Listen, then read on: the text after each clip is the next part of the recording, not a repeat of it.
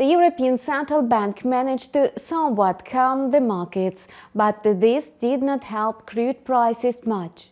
Although oil has gained a bit, its move can hardly be called even a local rebound.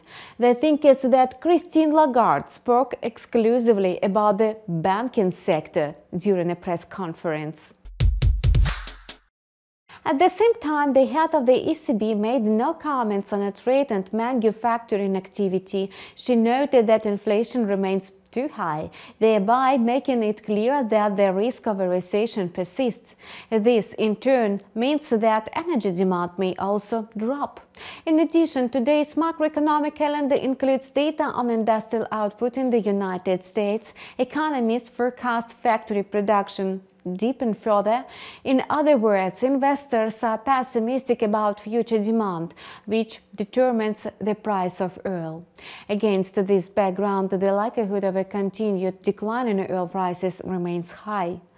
Brent crude oil futures fell by more than 10% over the trading week. As a result, the price broke through a number of important price levels, thus hitting a new local low. At the moment, the asset is trading sideways, which can be attributed to its extremely oversold status. Nevertheless, a downtrend remains intact in the market. If the price returns below the $72 mark, the benchmark will extend losses and probably break through the support level of 70. Gold, which was supposed to lose ground when the market stabilized, remained relatively stable. This indicates that Christine Lagarde's assurance of a resilience of Europe's banking system have failed to hose down market fears. Obviously, the risks are still high, which makes gold still attractive, especially as a safe haven asset. Since early March, the yellow metal has gained over 5%, which indicates a shift in investor sentiment. Moreover, if the economic situation gets worse, gold will most likely advance to $2,000 between ends. Meanwhile, the Russian currency rose above 76 rubles per dollar, reflecting market uncertainty over the outcome of today's meeting of the Bank of Russia. The vast majority of economists expect the regulator to leave the key interest rate unchanged.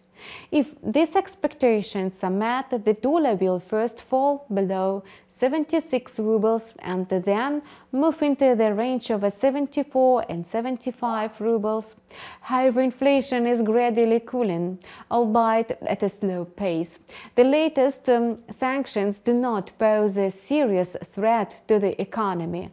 All this allows the regulator to ease monetary policy, so there is a slight chance that the central bank will lower the key rate.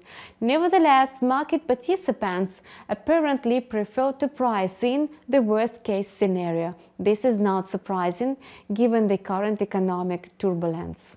And that's all for now. We wish you profitable deals. See you on our channel with a new video in a couple of hours.